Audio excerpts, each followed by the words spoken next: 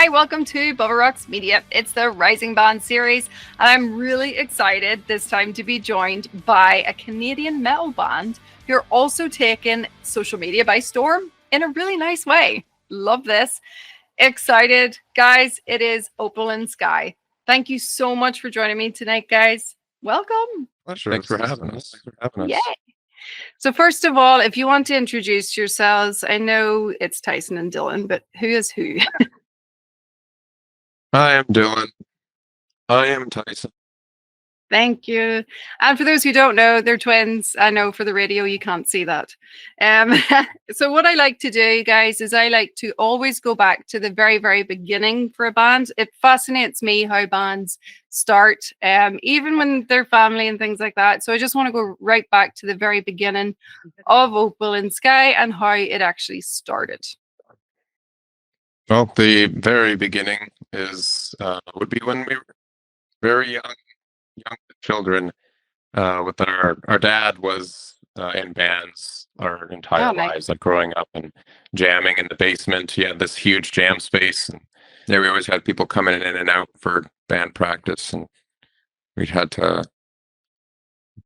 weren't forced to listen to it. We just no, that's what we were listening to all the time. Listening to our dad and his bands jamming all the time, and we're like, oh, this is pretty sick. And then that's pretty much like our earliest memories. I don't ever remember anything where our house like didn't have like people coming in jamming every weekend or something.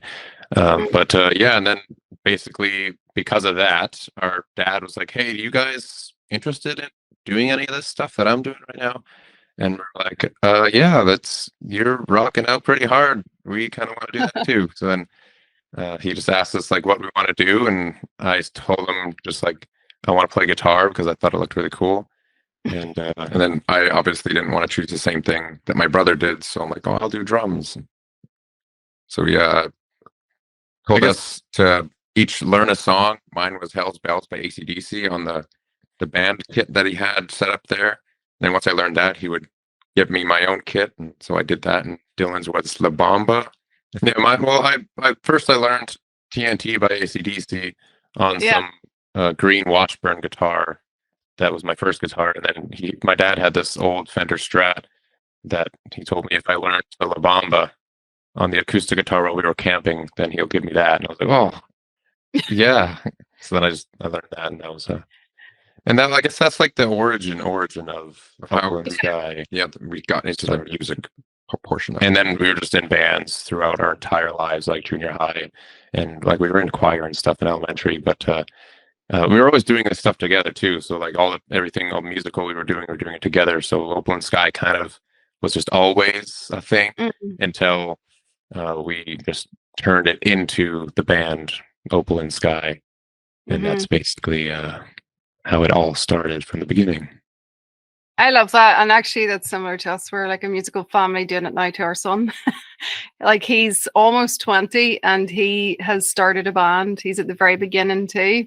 But we have, been the type to like pass the music tastes down, I guess. So I'm curious, did your dad introduce you to music itself? And do you have like early memories of the bands that he would have introduced you to first? Well, it was always classic rock and blues growing up in our house. So yeah, like AC/DC and Deep Purple. Yeah, a lot of Deep Purple and Rush. I remember. And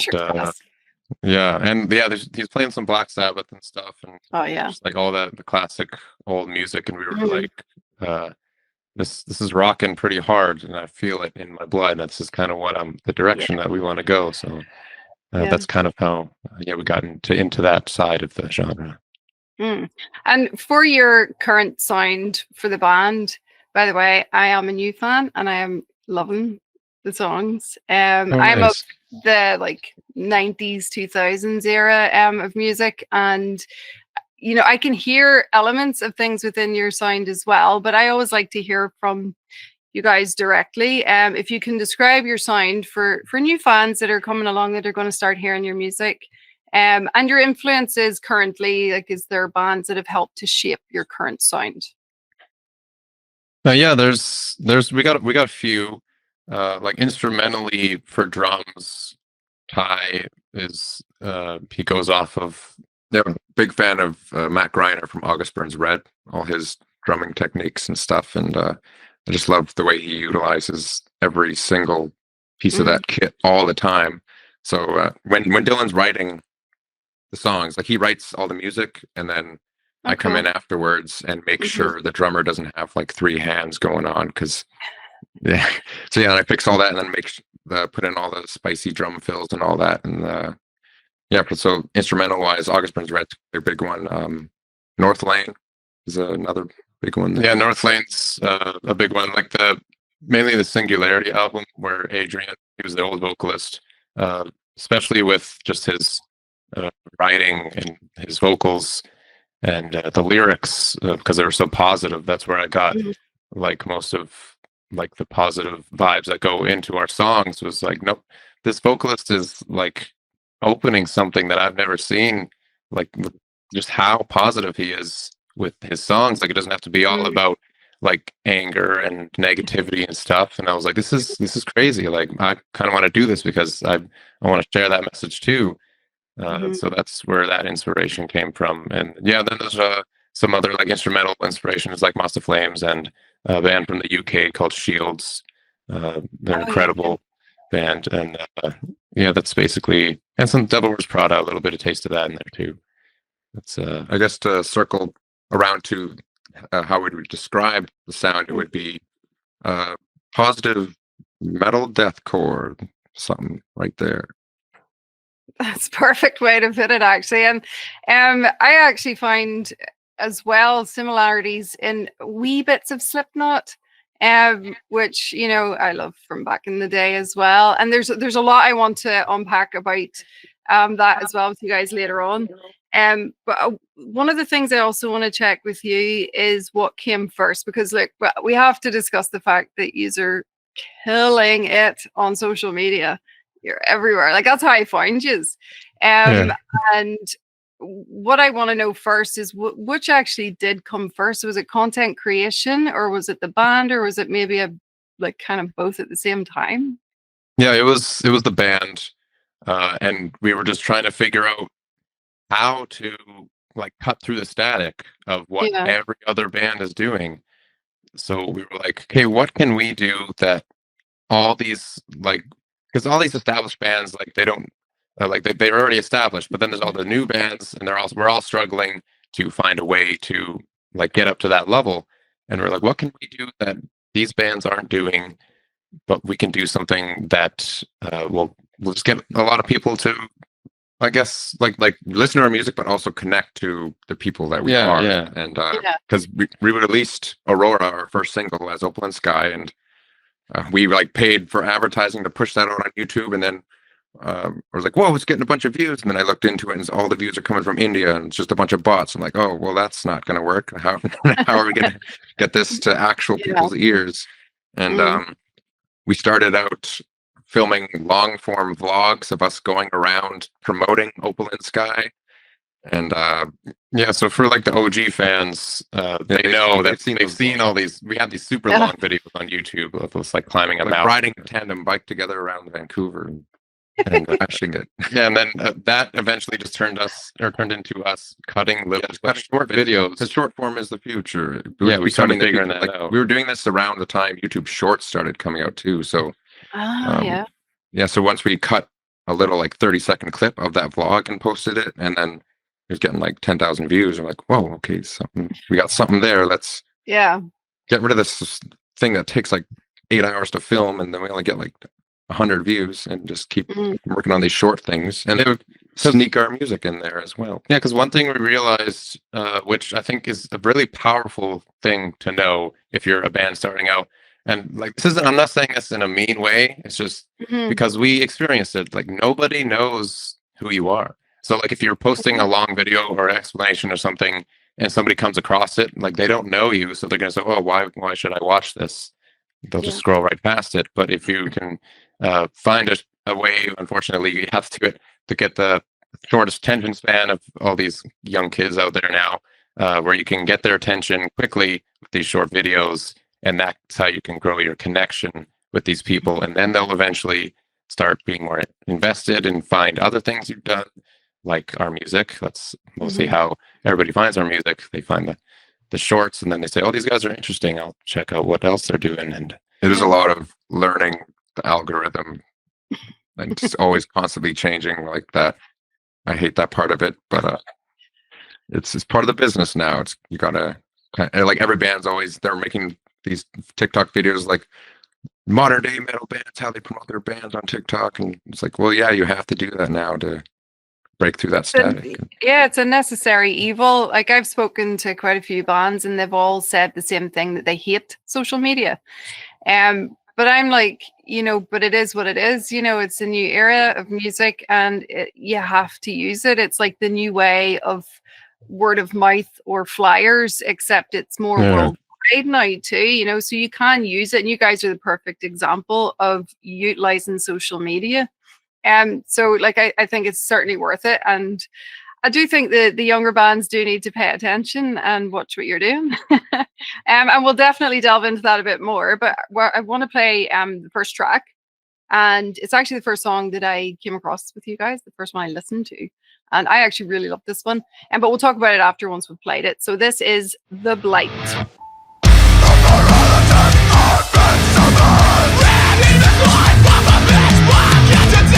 Okay, I actually really love the almost like the darkness within the song. Now, I want to get a bit more from you about the song, because sometimes I can read into them more than what they're maybe meant to be, because I can go really deep with songs, which I love about music, because it is subjective. It's, really what you're taking from that song.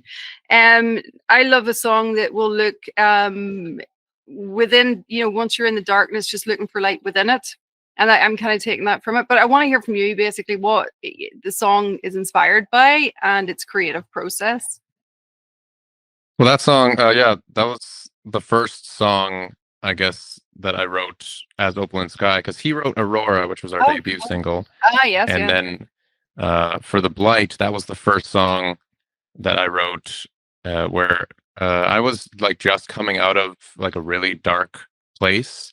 And I was starting to find happiness and everything.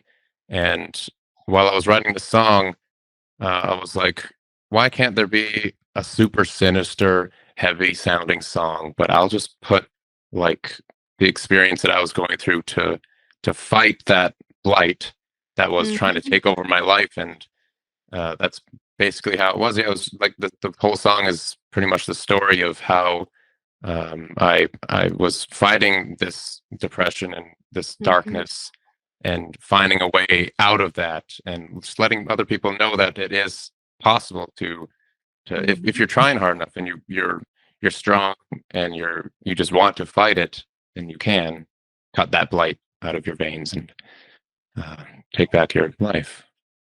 It was actually really well written too, lyrically. I thought it was just so good. It fully brought in the whole depression, like it's we all know people who suffer, my son, people like that as well. And I just think it's a great song to have that can offer hope. And I always look for a song that has darkness but light within it, and nailed it with that song, I have to say. I absolutely love it. And I'm curious as well, within yourselves as a band, your songwriting process from start to finish. I take it you're the main songwriter, is that right? And yeah. And then do you, like, I know because they're quite deep, the lyrics, which again I love, with metal music, the deep lyrics, the meaning and the inspiration within them all.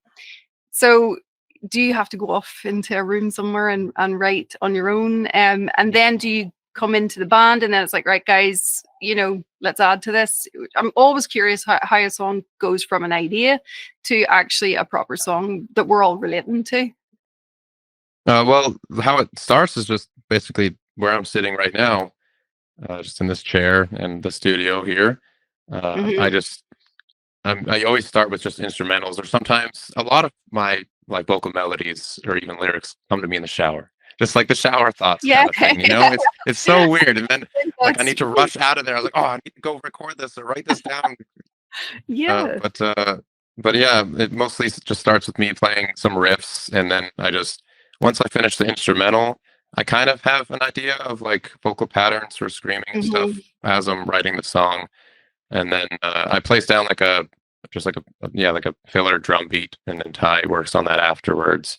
But yeah, but for like writing the lyrics, I kind of just I don't really need to like go into like a dark space or anything and sit there and relax. I kind of just sit in front of my studio. I do like just close my eyes and put my hands on my headphones, and just as I'm listening to the song, uh, that's just when the inspiration starts. Or if I am having like some kind of mental block, I usually go for a walk. We got tons of nature around us, which I'm really grateful for, and that gives me a lot of inspiration just because of how much I love nature and everything. And then that a lot of that comes or transfers into the songs as well.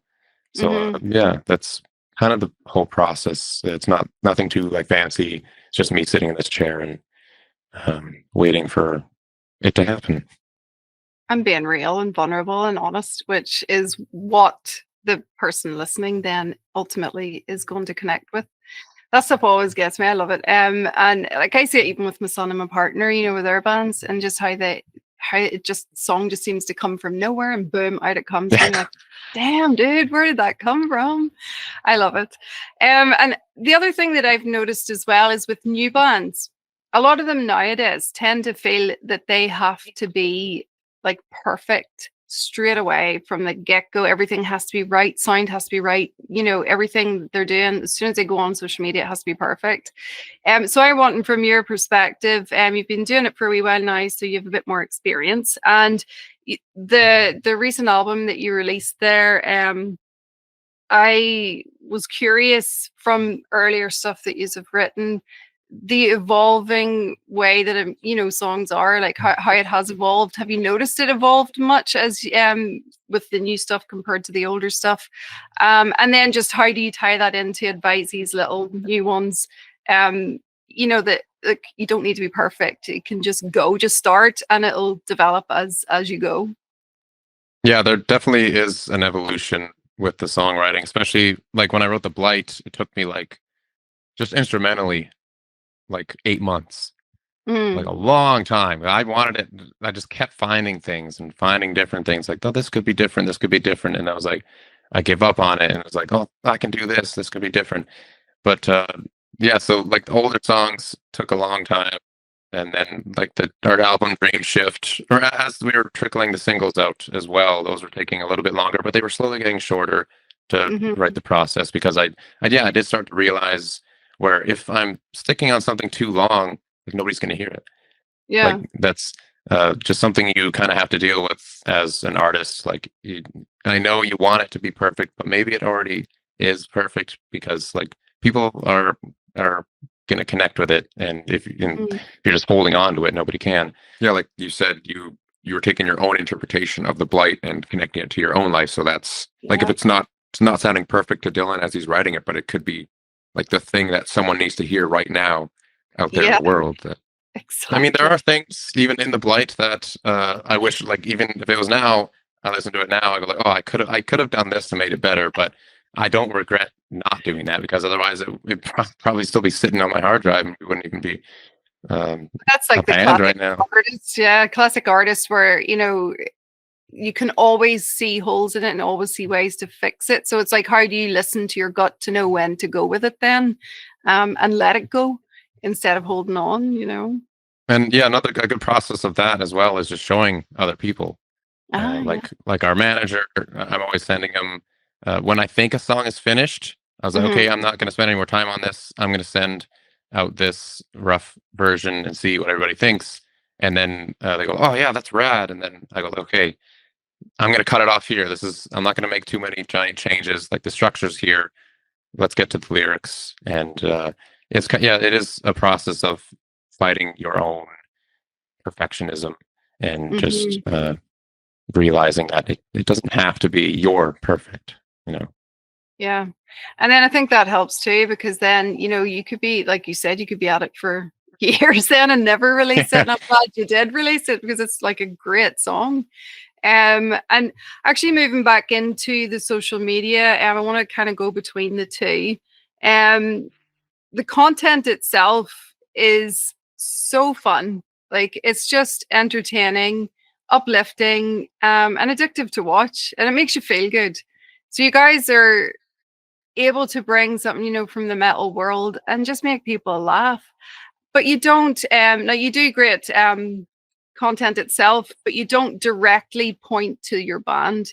Is that deliberate, or was that just, it just happened that way, that, you know, you just enjoy making that kind of content, and, you know, it eventually funnels to the band, obviously, because I find the band. But is it deliberately done to not be, here's my band, here's my songs, listen to my songs? Do you know what I mean? Like, is it deliberate, or is it? Yeah, I know exactly what you mean. It Yeah. was kind of deliberate, yes, because when you are doom scrolling on your phone and someone comes up, hey, click this link and check out my new song. Like, oh, I don't really care. I just want to be entertained right now. Some people are just in that mood. So you got to entertain them. And then, yeah, that's where we realized early on, is like, hey, let's just put our music in the background of the video. And then people ask in the comments, well, what was that song? Okay, let's pin that comment, answer the question. Here's a secret, everybody. Just write this down. But don't copy us. I'm just kidding. We copied just studying other people's videos and how they do it, and just apply that to our own stuff. Like, our channel is basically Smosh in the metal version, pretty much, just with YouTube shorts and all the short form. And then, yeah, we just got to sneak your music in there. It worked better than we thought it would. And yeah, the amount of people that are Shazamming songs, like, we thought Shazam was like not a thing anymore, but we can check on our analytics of how many people are Shazamming our songs, just hitting the background of videos. And it's crazy, just the amount of people that are still using Shazam to find out what a song was. We're like, wow, this is nuts. Just how many people are actually like watching the video, and then they say, whoa, that song in the background, what is that? And they just try to figure it out themselves. Or yeah, they look in the comments that we hopefully somebody asks, oh, what is this song? It's like, oh yes, let's pin that. Now that's the first comment everybody's going to see. Yeah, to not, like, I mean, we could just comment ourselves, this is a song used in the video, but then, I mean, that would just come across like, we made this video to advertise this song. I mean, that's okay to do. I've seen lots of bands do that. It works. But if someone else is commenting on it, then it kind of gives it more this natural, organic feel of people are wanting to know what the song is. And yeah. It's actually really clever. And I think, you know, again, the younger bands definitely need to be paying attention to that, because it's like you said, it's, you know, people are doom scrolling. And for me, it was just your content. It's colorful. It just stops the scroll first with all, you know, that's going on in it. It's great. And then you get drawn in because it's relatable. It's, you know, people in metal, and it's totally relatable. So then you're like, oh, that was really funny. And then you go on to the next one. Oh, that was really cool, actually. Oh, that's a good point. And there is one I want to talk further about, and it's the gatekeeping one. That's really good. And we need to talk about that one more. But yeah, so then I thought, you know what? I'm following these dudes. They're great. And then I just eventually did figure out, oh, wait, there's a band here. Okay, brilliant, even better. And I wasn't, because I deliberately go onto social media looking for bands. So I find you guys the other way around, which is really cool and interesting to me. Do you have like any favorite posts that stand out that you've created recently? I can think of a few, but I'd love to hear from you what your favorite ones are that you've made that you're like, yeah, this is killer. Love it. Recently. Yeah, that people should go and check out if they haven't seen it yet. Well, like, ones to not just promoting our bands, but the recent ones we've been doing is just metal bands from other countries that were that you should listen to. So yeah, we did like the Germany, and we've done Japan and Scotland. We did, and oh yeah, I want to ask you at the end of this interview some Irish bands. If you can give me some that we can make a video for as well. There's like hardly any from here. That's just classic Ireland. We're so tiny that we've hardly anything here. There may be maybe one I can recommend, but they're more black metal. Oh, that's fine. Yeah. Pretty good, actually. I interviewed them. They're from Northern Ireland too, and I do recommend them. So I'll tell you about them later. Right. But yeah, Ireland is so tiny that there isn't as much of us here. So it is typically more UK things like that. But I might have a few to be able to recommend to you. That'll be cool. I'd like to also ask is, I don't know, I mean, you have touched on quite a few wee things there for social media, but is there anything else that you would advise to the new band starting out who have to just suck it up and get the social media going? Where would you advise them to start? Just in the, because I think it can be quite overwhelming for them, you know, to start off with. Is there any advice you would offer from that perspective for them? Well, you've definitely got to learn the good old YouTube college of got to get the right equipment, upgrade your lighting, your sound quality, like buy a wireless mic that you can wear for a skit or something. If you have someone who can, I spend a day writing all these skits. I write like 5 skits and then film it on another day and then spend the whole week just editing that. You got to learn proper editing software. I mean, there's some good ones on your phone, but I use like an actual movie editing software on the computer, DaVinci Resolve. And yeah, you gotta, like, if you want to do it, like, have someone like Dylon focusing on the music, have someone else focusing on that social media aspect, but like also bringing in, okay, guys, let's film this today, promote our stuff. And another, I guess, a big tip is if you want it to go viral, it's got to be either super funny or really controversial. Or if you're just mentioning a lot of popular bands that people relate to in the comments, like the bands from other countries. That's why like a lot of people are like, oh my God, you mentioned my band. Like, oh, you forgot this band, whatever. I think one of our, the whole controversial thing, like one of our the videos that always like circulates the most is ones where we're always making fun of country. Because we're not like big fans of country music. We don't like despise it or anything, but we like to. We just saw that one exaggerate, like the fact that we don't people didn't like us doing that. I was like, haha, let's push their buttons a little bit more. Just a bit of fun. Yeah. But humor, I think, is your main thing. Everything has underlying humor within it, even your music videos. You know, I've been watching those, and like I was saying, the songs are deep, they're lyrical, they're meaningful, but there is the underlying humor within your videos, which I think is brilliant, genius, and it works so well. From the music video perspective as well, because I also think that that's really important to have. And there was actually somebody commented in one of my posts saying, who watches music videos anymore? And I'm like everyone. Like, what a dumb thing to say. But anyway, I'd love to know from your perspective with making music videos, who is the main creator behind them, the idea person, and is it deliberate again just to continue with the humor so that it's almost, look, this is serious, this is meaningful, I'm reaching out to you and showing you're not alone, but it's okay to have fun and poke fun at yourself too, because that's what I get from it anyway.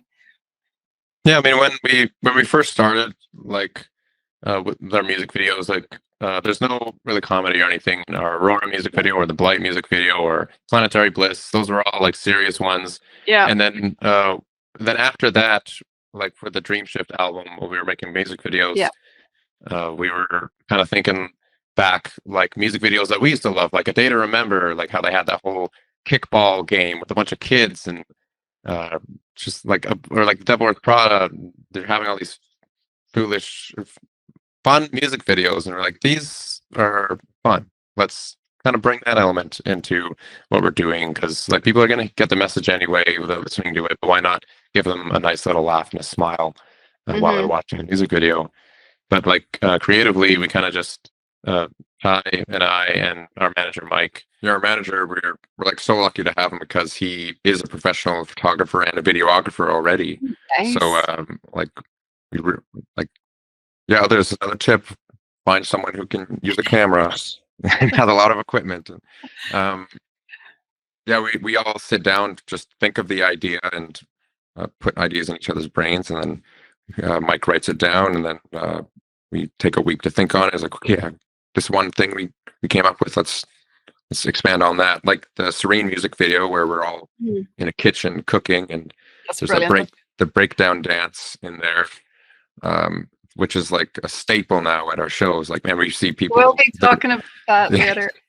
Yeah, learning the dance and the Empathy the Gift music video where we were raising this bird that its mother has passed away. And but yeah, it's kind of the process of having a brainstorming day. Like, set up a meeting day, spend the whole day sitting there, with pen and paper and everything, whiteboards, and drawing out like sketches of what we think it's going to look like, and timelines, and what should go where. And then once that process is done, then we just move on to shooting it. Mm-hmm. And actually, you mentioned that one, Empathy the Gift. I think that's actually one of my favorites. I really love that song. Before I go into that one, because we're actually going to play that one next. But what I want to know is, again, I like to ask just the odd wee random thing as well, in and out of within the interviews. Have you got a random album in your collection that would surprise your fans? Mm-hmm. Oh, you have to think about it. We can circle back if need be. A random album, like a metal or non-metal? No, non-metal. Sorry, I should have put that in there. I mean, I don't know if this would surprise our fans, but it would surprise our non-fans, because our fans know I'm going to go run and get it. Go run and get it and see what it is. Most people would be expecting this, but people that don't know us, they'll go like, "Oh, okay." For the radio, it's Michael Bublé. We love Michael Bublé, yeah, fellow Canadian singer. He's a great singer. Yeah, our dream is to have a collab on a song with us one day.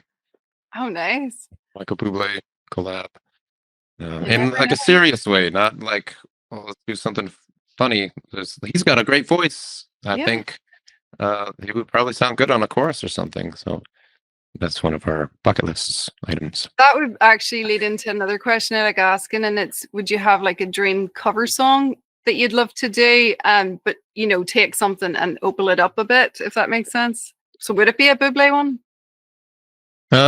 Maybe, but I mean, we've been kind of experimenting, going down that route and stuff, but maybe like sometime in the future, when we're a little bit more established, because we don't want to get stuck like being that cover band. Like how I Prevail, I was listening to interviews of them because they did that Taylor Swift thing, and they were saying it took them so long to get out of that, because that's everybody knew them as that Taylor Swift band until they were finally grew out of that. So we were kind of thinking maybe we should save it for a bit later if we were going to do a cover. But I think doing a cover of a song, maybe something from our childhood or something, would be in the books for us. Yeah, I think not just a cover, but like how Falling in Reverse, a reimagination of he did with Papa Roach. So yeah, like a reimagination of a Bublé song would be pretty cool. Yeah, I love that. I love it when a band can take a song and just completely make it their own, even though it is somebody else's. There's so many bands can do that, and I'm always keen to see that too. I think it's really cool to be able to see. But look, we'll play another track here, and it's going to be Empathy the Gift. Here it is.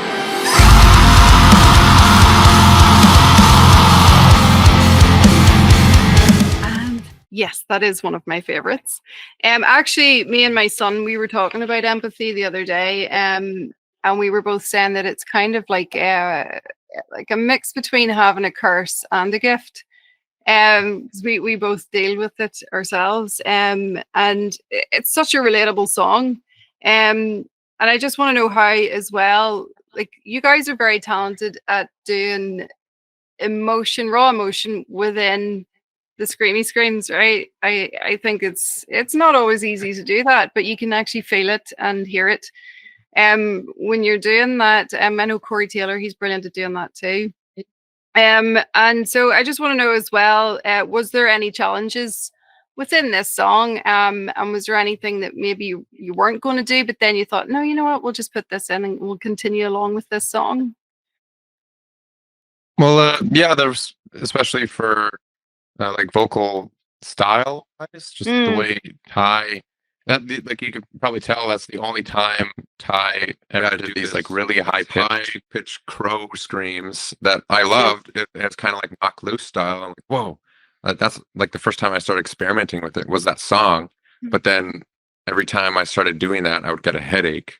Like, oh, that's a sign that you shouldn't be doing that. Yeah. But it sounds so good on the song, so I did that. And, I mean, I still want to try and work on a way to get that sound, but just make it proper. And, yeah, like it was a really emotional tone, and it fit the song really well.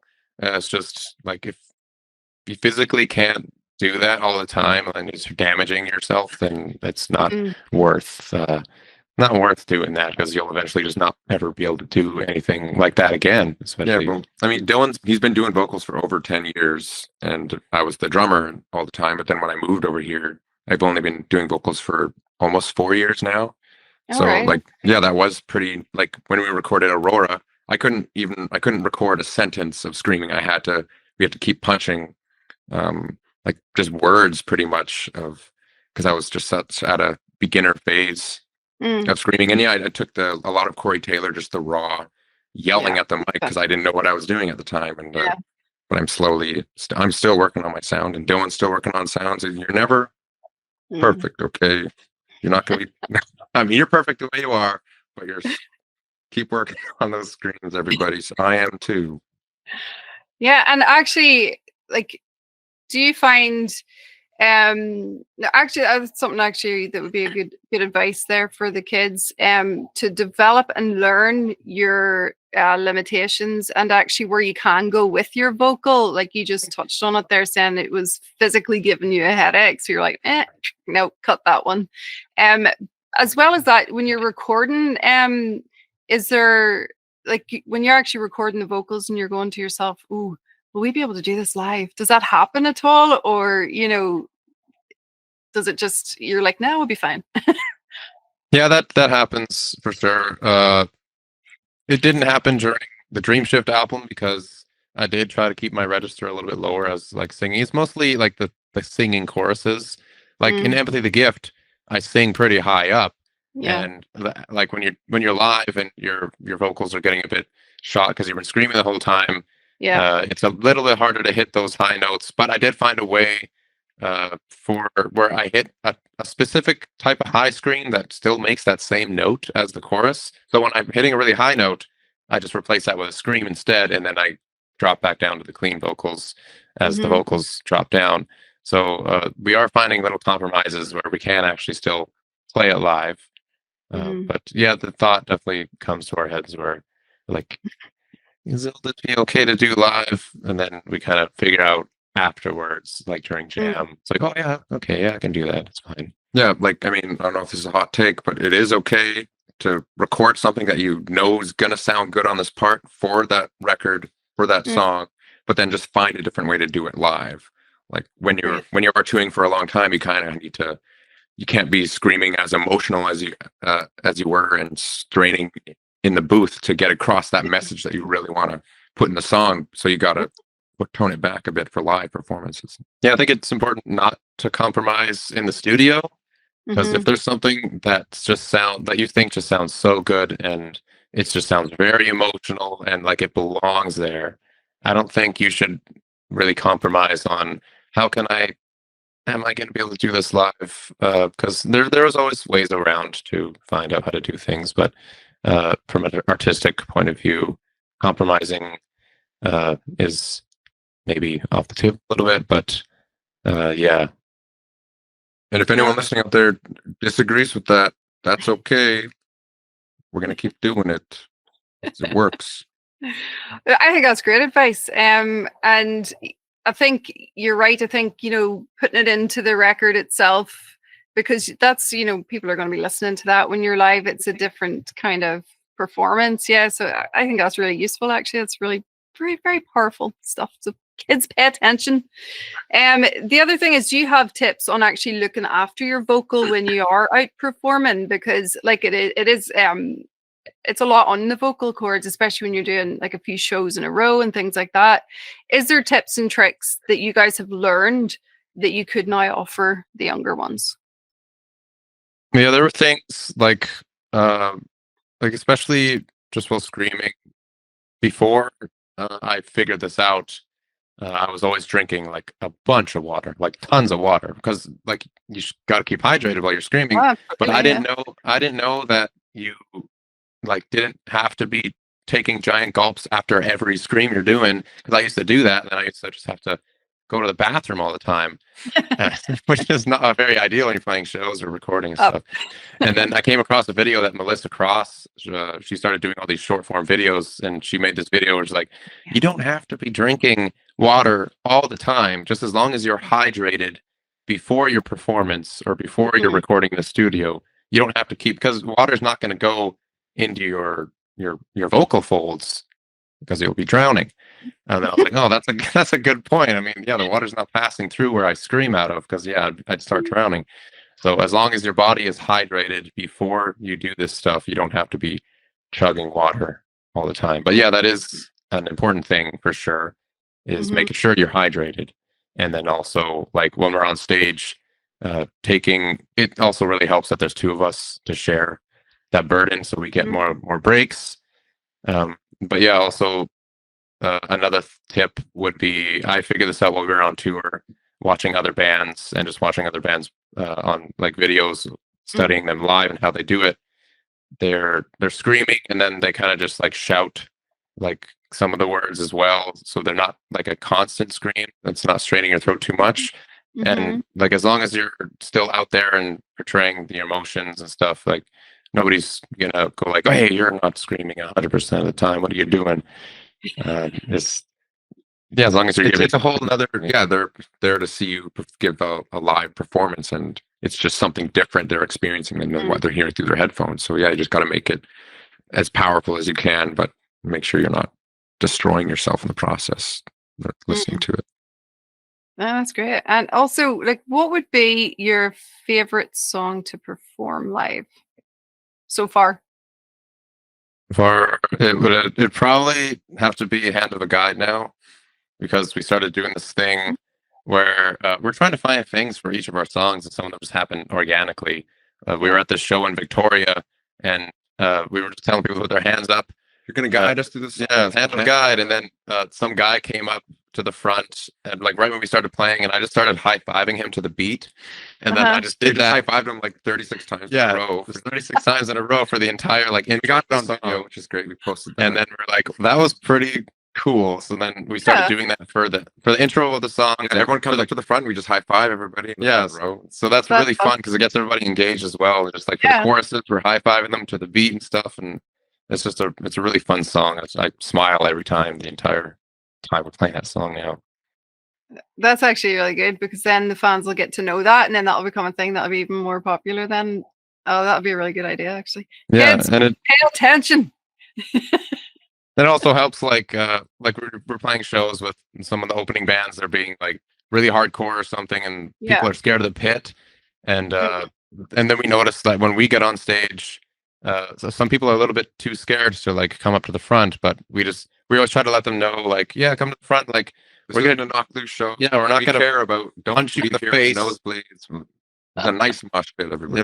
Like, yeah, don't be punch people in the face. Like, come up front. We're going to do some fun stuff, and that's how you just get people more engaged and less afraid of standing up close to the front stuff. Yeah, because we do try to do as many all ages shows as possible. So there are people there. It's their first time at a concert ever, and we're honored that they chose Opal In Sky to break that seal. And we just want to make sure these kids growing up in this scene that's all new to them everyone's taking care of them. That's really cool, because like I'm really short, so I always find pits terrifying, so I always avoided them. So that's actually a really nice thing that you're doing. And as a mom too, I like to know my son, he's going to a metal show on the EBC. That's really cool. Good to know, guys. The other thing I like asking bands is, do you have like pre-show rituals? Like there's so many. Trying to think of one off the top of my head. John Lennon said he used to just go round and round in circles just before going on stage to calm his soul down.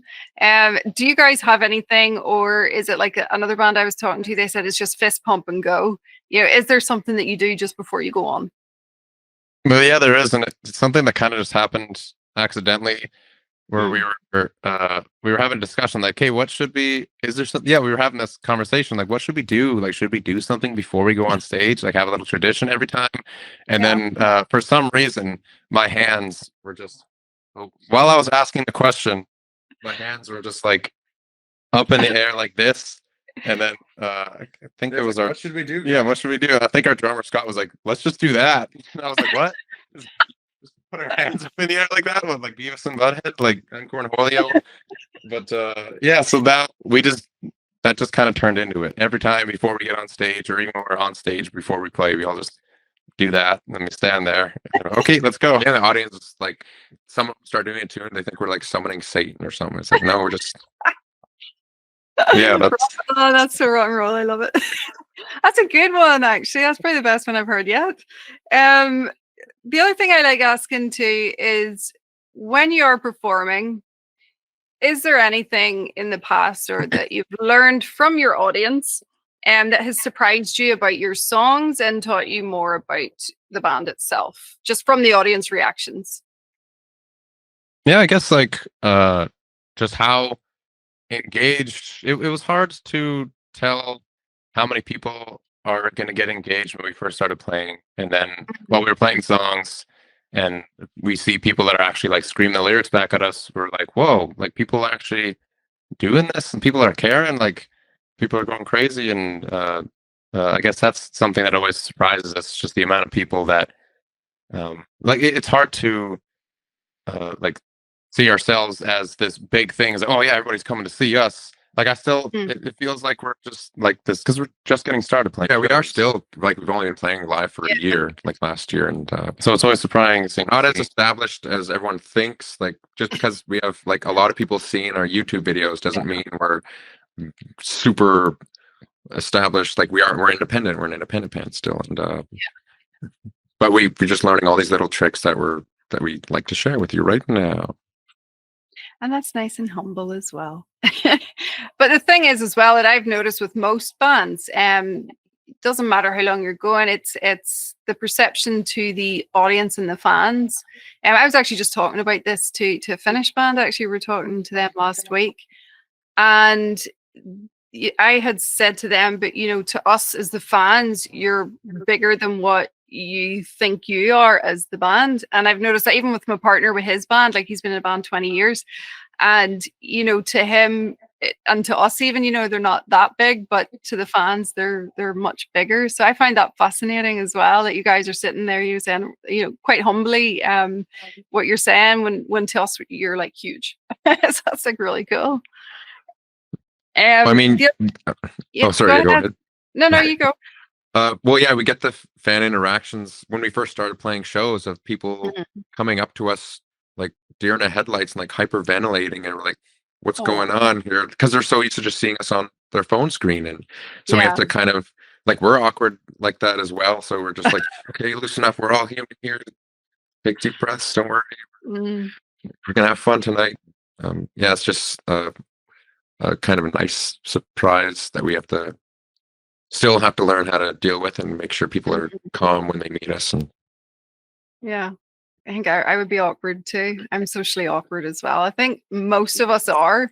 And I think if I mean, that's fair. And it's also a great thing for the younger ones to hear from you, to be able to see that, to them, you guys are going to be a higher level than they are. So to hear that from you, that's powerful. And that's actually, thank you very much for that. The other thing I want to ask is just regarding touring and performing.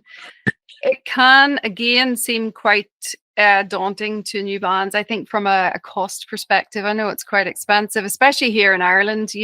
We always have to go over to the UK and Europe and places like that. I don't know, like Canada's huge, so I'm sure you've loads of places to tour. But do you have tips for the new bands on money saving to still be able to tour? Is there anything that you think would be useful for them from that perspective?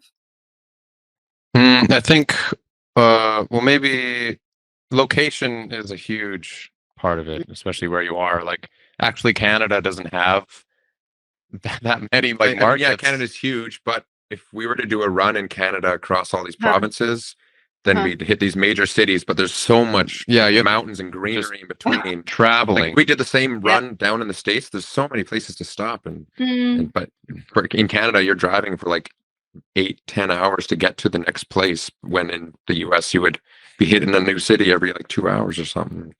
Yeah, so like a location is definitely a thing, and yeah, I mean like splitting costs between everything and saving up, making sure, setting a budget, also making sure you have everything that you can to do that. Yeah, we're always trying to make sure, like, if we need to rent a vehicle, we're getting the lowest cost, and if we need to drive like another 8 hours to return that vehicle somewhere that's going to save us $1,000 instead of dropping it off at this location. Okay, guys, gonna have to make an overnight trip, and a lot of sacrifices there.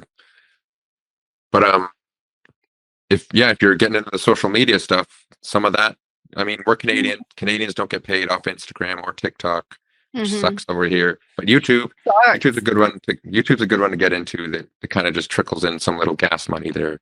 Yeah, YouTube's been helping us a lot with just like being able to afford the gas to drive like 30 hours across the country to get to this one show or whatever. Yeah. 30 hours. I didn't realize that about Canada. I've never been. We almost went to Toronto for a holiday. His partner's best friend, he's moved out there. But the airline like went into administration. We lost our money, and I was like, oh no. And we learned a valuable lesson, to use a credit card next time.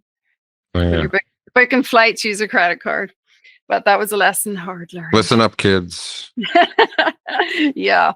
But we will be back one day. We will definitely go because it looks awesome. And yous are actually on the side that I really like, which is the Vancouver side. It looks stunning. Like it does. Yeah, Vancouver's beautiful. I try to go for a walk as often as I can, especially it's absolutely beautiful. Stuck in the chair all the time. And all this nature around me. So is there a great metal scene there in Vancouver as well? Yeah, there's if you dig deep enough. Yeah, if you dig deep enough. A lot of the venues are unfortunately like they have been shutting down, or they're starting to shut down because they're realizing that they can't afford to stay open. But the scene is always trying to keep strong, and there are quite a few like metal bands here in Vancouver that that's pretty cool. Metal will always find a way. Yeah. That's what I say anyway. All right, so it's time to play another song. And this one's going to be the sacral, whichever way you pronounce it. I saw that post. But yeah, so we'll play this now, guys. This is the sacral.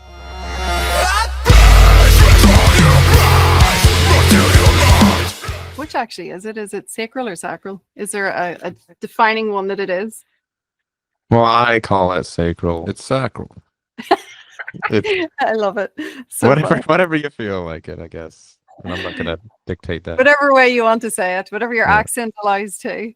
I actually really like this one as well. I was trying to pick between that one and the empathy one is to my favorite, and I can't quite choose. I like the power in this one, and it's inspiration as well as the drums are really good drums in this one. So can you just let me know within the song, what did you actually love about the song itself and creating it?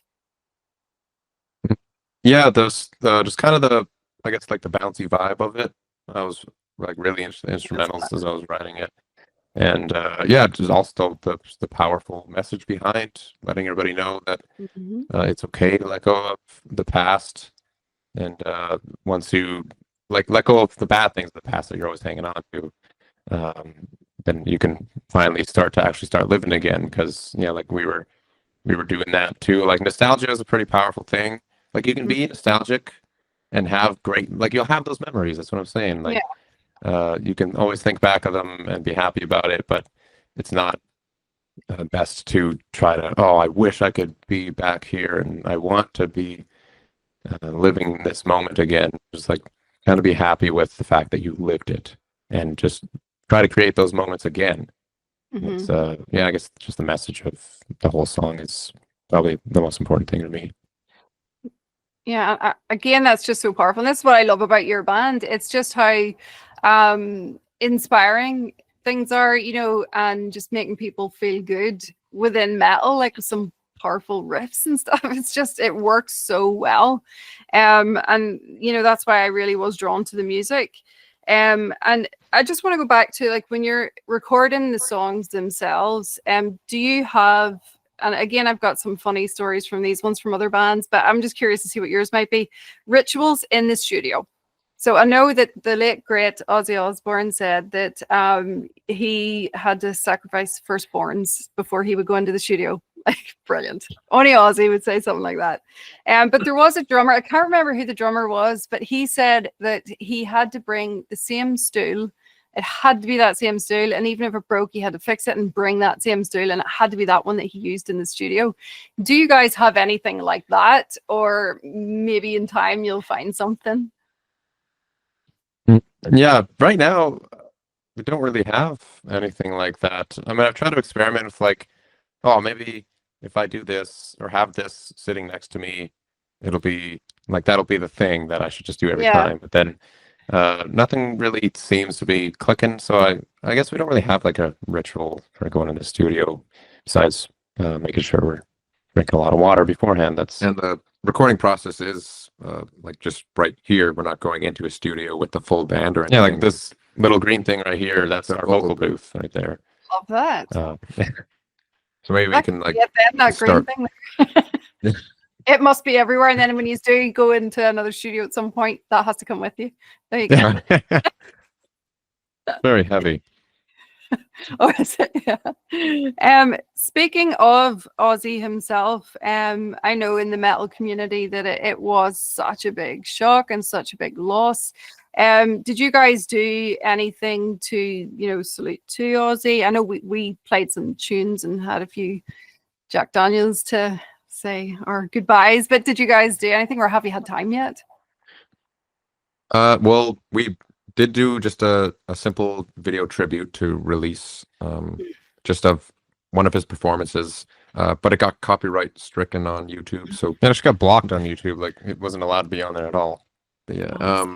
But I was just reminiscing on looking at a bunch of old performances and just crying a bit, and a lot of interviews popping up now on my phone of just all the funny stuff he said and the inspiring stuff he said, and just a lot of thinking about it.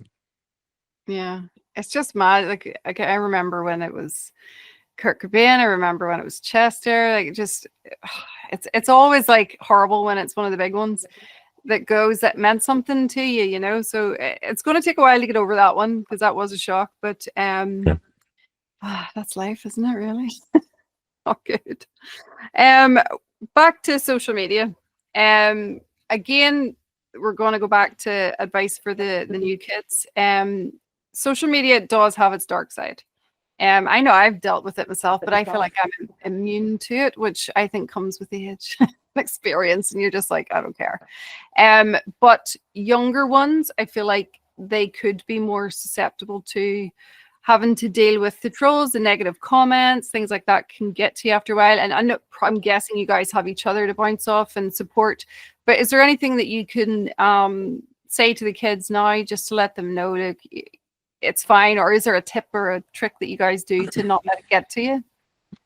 Well, a lot of the videos and skits we do come from those comments of these angry people. It's like, that's not real metal. That's not a real new metal.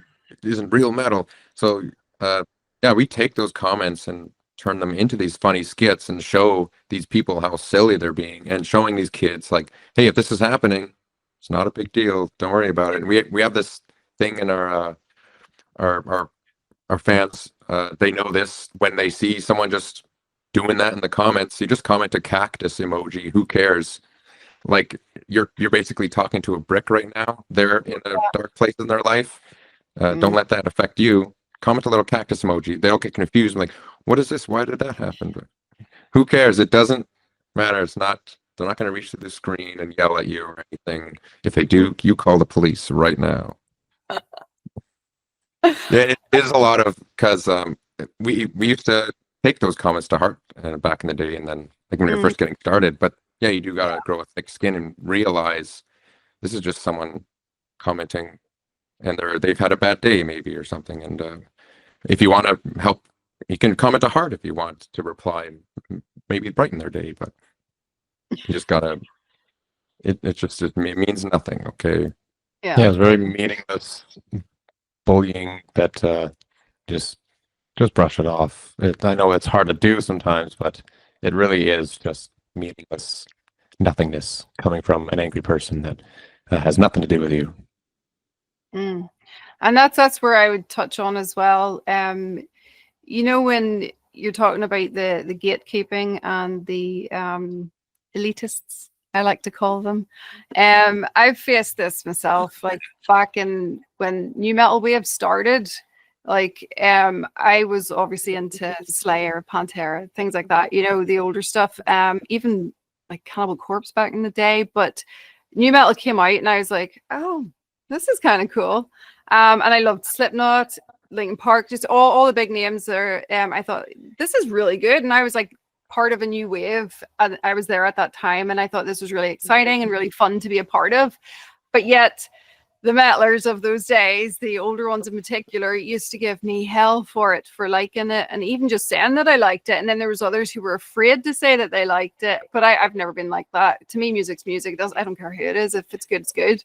But the hell I got from them. But now, 20 years later, these same people that gave me hell are now saying that they liked those bands back in the day. So you're like, hello. So I just want to also point out to the kids that, look, if somebody's putting you down for liking music, truth is they probably like it. They're just afraid to say. Yeah, they're probably just wearing a mask, you know. Exactly. Yeah. And like, I love that you guys have highlighted this and talked about it more. And you're kind of making it cool to like music that everybody else is saying isn't cool. You know what I mean? So you've done really well there. And like, did that just happen randomly, or was it like from comments that, you know, you guys had seen in you know, from negative people? It's also just like growing up. Yeah, our childhood. Growing up, yeah, because like we loved metalcore and growing up, and as well, like that's how we were getting into the heavier stuff, and people still consider metalcore not a real metal genre. And so yeah, we've seen all these comments, and then once we got this big presence, it's like, whoa, we can do something right now to just show how gosh dang silly this is right here. Like, you're acting like this in this funny skit. That's you right there making that comment. See how silly you are. Well, it's worked, I think, and I think, you know, a lot of people actually find that positive too, and it's made them feel better. And like I said, you know, it's again, it's another form of bullying, I believe, from, you know, somebody trying to tell you what you can and cannot like, and making you feel less just because you like a certain band. So I absolutely loved it. So I had to talk about it and bring that one up. And thank you guys for doing that. So we're going to go to another fun one, another random one. I like to see the answers that guys come up with for this one. But so we're in the zombie apocalypse, right? And you have one album that you can choose to play as your backing track to slaying the zombies. What is that album? Probably the Elder Scrolls Skyrim original soundtrack. Yeah, if we had if our main weapon of choice was like a sword or something to get rid of all these zombies. Yeah, and Elder Scrolls, Skyrim. Like, they got some pretty sweet fight music in there, and that'd get us a bit pumped up, especially like even the intro to the like that kicks in. I was like, yeah, this horde of zombies, two swords rushing in there. I think that would be. And then there's some nice relaxing music when the fighting's over and you're just got to go back to your hammock camp and just relax. The last band who I asked that one, they came up with the Doom soundtrack. They said it would work. Oh, okay, yeah. They're going a different road there. Yeah, I love that. It's such a cool way to find out more about people. The other one that I like to ask as well, especially to musicians, is if you're in a world and there is no such thing as music, which would suck, but there's no music, what would you be doing with your lives? Jeez. Well, I mean, I picked up drawing kind of a bit earlier. I guess, like, I feel like I'd have to be doing something artistic So it'd probably just be drawing. I could see myself doing. Like music doesn't exist in this world. Like Nope. you're No you're music. watching a show and there's no score to that show. No music in movies, no dancing, no nothing, because there's no music. I guess Powerful world, but yeah. I'd invent music. That's a good answer. I've been waiting. Somebody actually, the last man I interviewed there, he almost said it. But he said he didn't want to sound like any type of way, so he didn't say it. But yay, because someone has to. But like he kind of moved on to it because he was saying there's music in everything. You know, a train has melody. You know, you're walking along, it has melody. You know, you can hear melodies everywhere. So someone somewhere is bound to invent music. So yay. Well, I mean, there's the birds. The birds are out there singing. What in that world would the birds be singing though? Just maybe they're just possibly screaming. They all have the exact same tone, just going the all day. They're all just grunting something. But you mentioned there that you're into drawing as well. Is it yourself that created your band logo, or was it somebody else? No, yeah, I actually like this one we got here. Yeah. With that, I just drew up a bunch of little sketches of that, and then I was like, what can I do to make this unique? We put a slash through it. And it kind of worked. And then I just gave that to our manager Mike, and he, because he has all like the digital photo editing software and stuff, and he made it look professional. And then he also came up with like the heart OIS that we have too. Yeah. That logo, which I love because it's the heart and it says OIS. I actually do love logos. I absolutely love seeing different types of logos. To me, one of the most genius logos of all time has to be the heartogram by him. I don't know if you know that one. Yeah, It's so simple and so clean, but so powerful. You know, for loving yin and yang, black and white, and I just thought it was so clever. Do you have another logo that you would love that's in another band that you're like, damn it, that's so smart? Maybe not off the top of my head, but I'm sure there's. Well, I've got logos tattooed on my knuckles here. Oh, it's really pasty right now. There we go. Oh yeah. So there's some. They have Mice and Men, just a simple ampersand. Yeah, I mean that's pretty cool. The Devil Wears Prada one is pretty cool. Yeah, nice. There's a triangle with 3 lines. Yeah, I can see it now. Yeah, they're cool. I think logos are cool, and I still think the best one to me anyway. Like my partner, he says it's the Metallica one, but for me, it has to be the heartogram. I just think it's genius. I wish I had thought of it. It's one of those ones, you know. Yeah, we drew heartograms on the school desks and stuff all the time at school. Oh, nice. So right now we're back to the world where there is music, and what I'd like to know, I know, we're safe. What do you enjoy most about being a musician? Probably just being a musician, I guess, being able to convey my emotions through this process, like, and making sure that, just being able to connect, the connection that I can have to people while using music, because that's always something that I believed in, and I'm trying to bring that back. Like, music has power. It doesn't have to just be songs that people are pumping out just for a record label to make a paycheck or something. Like music has so much power, and that's what I love about being a musician, is being able to like show that to people again, you know. Yeah, to me, like, musicians are basically wizards, you know, that create magic, and that's just all it is to me, because I'm not a musician. I'm actually terribly learning guitar at the moment, and it's just an experiment from me, because I'm interviewing bands all the time, and I want to illustrate the amount of work that goes into being a musician, you know, from mastering like an instrument right through to being able to write songs, performing, and all the work that is involved in it as well. So there's a lot to it, and I have a lot of respect for musicians in that side of it.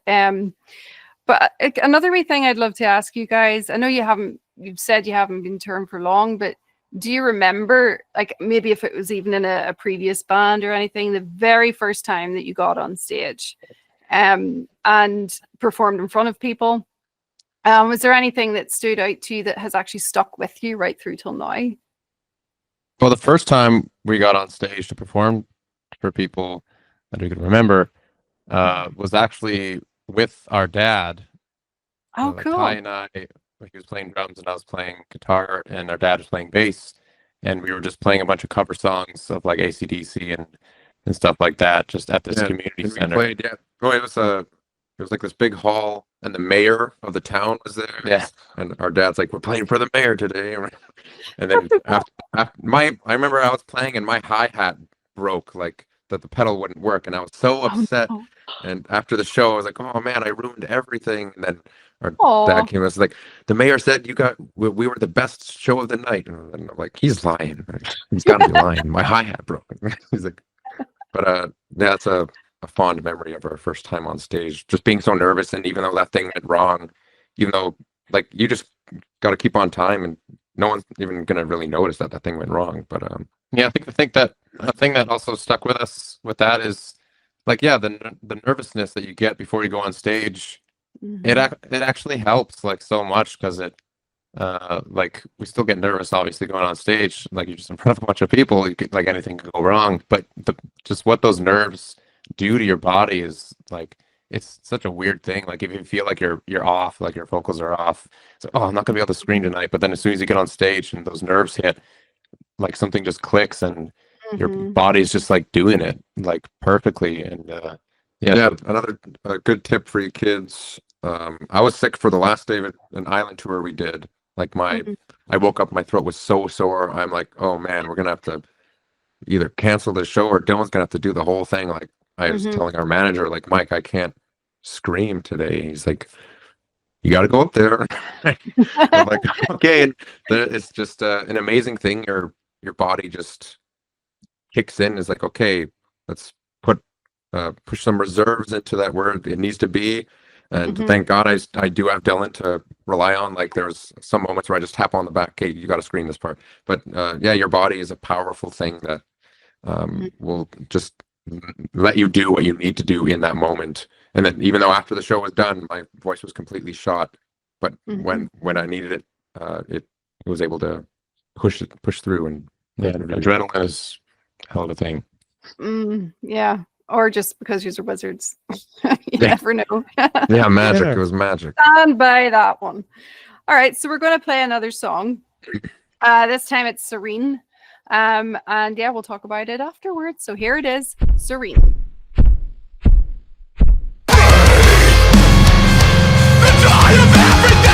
I love this one and the video. I know we talked about it earlier. But what I want to ask from you guys is, what do you hope that the fans get from this song? The dance. The dance is one of them, I guess. But which we're going to talk about. Yeah, I love that dance. But yeah, also just like the message behind this one is, yeah, taking the time to like chill out, relax, breathe. The first word of the song is breathe.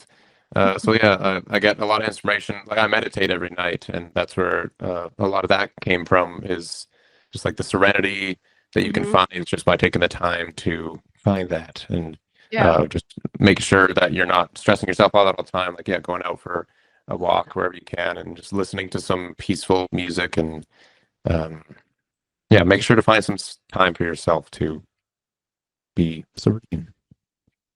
Which is needed nowadays, especially very much. Yeah, absolutely. Again, we're going to go back to this dance because it's bloody brilliant. For those of you listening on the radio, you're not going to be able to see it, but do go check it out. It's worth it.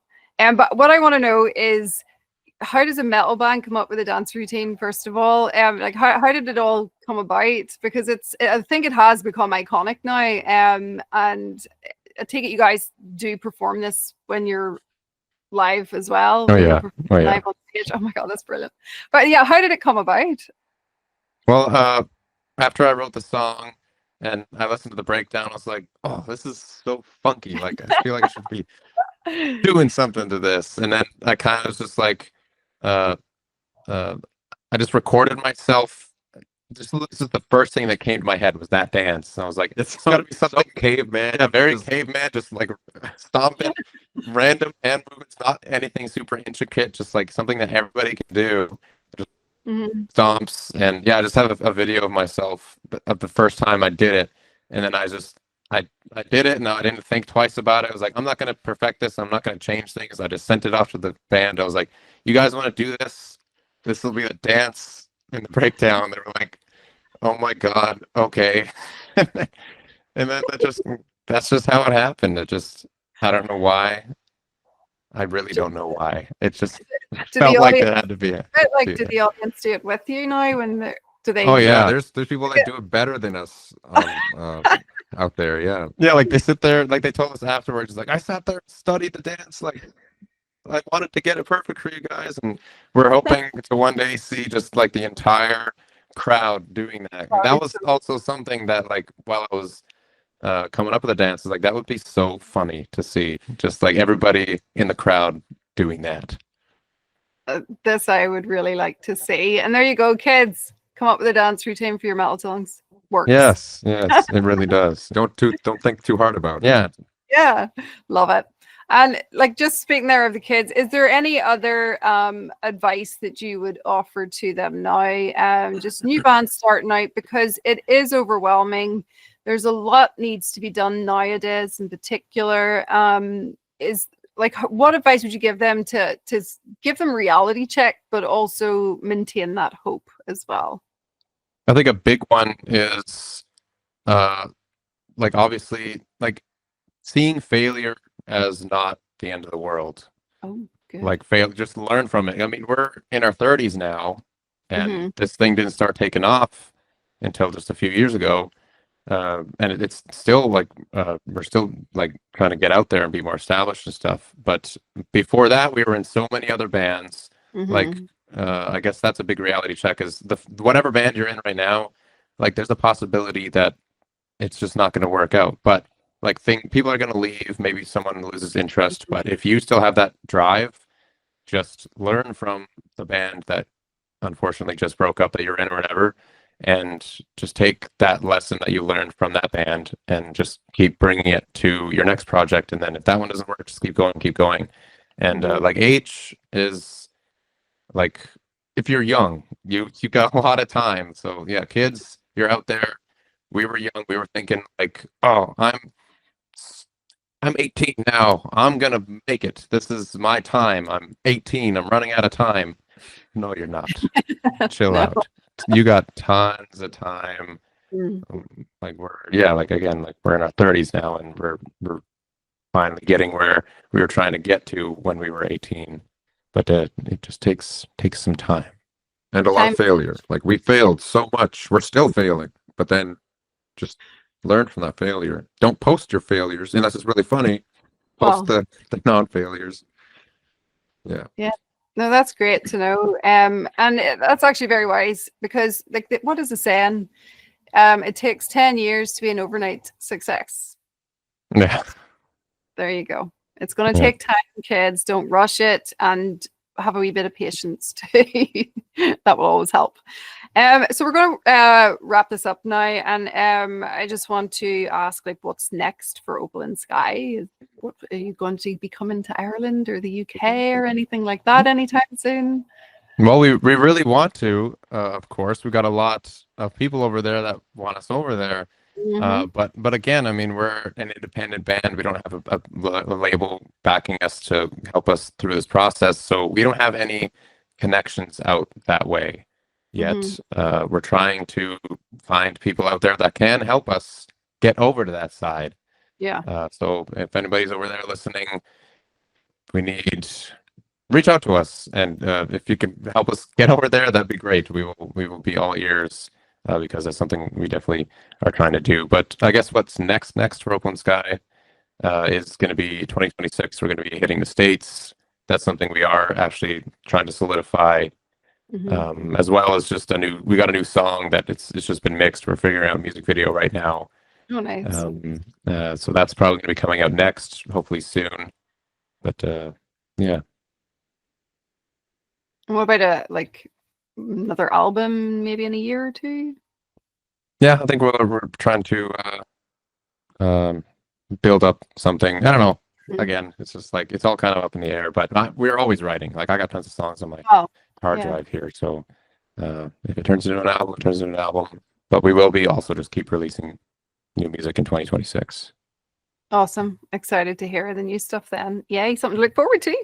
All right. So the last song that we're going to play will be the one that will play us out. And that is Introspect. Love it. I want to know from you guys as well, because like the emotions in this song, again, you're just like geniuses at getting emotion into a metal song. I think it's just brilliant. Can you just give me a bit more of the inspiration behind this song, just for the listeners who are about to hear it?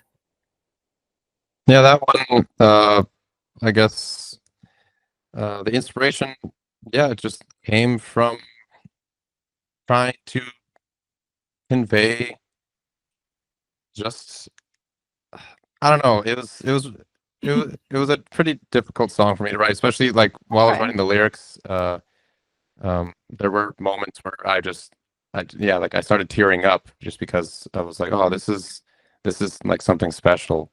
Yeah. So I don't know. I'm a little bit lost for words for that right now.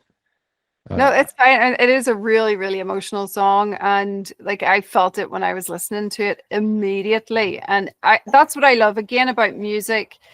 It just can either get into your soul or it doesn't. And that song in particular, it really does. So, when you're listening, just bear in mind, it's very emotional. It's a really, really good song.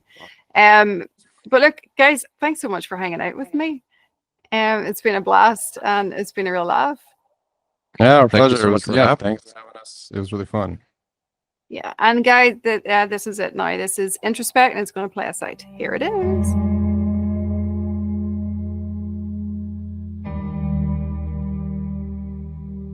A ditch of violence dances gracefully within the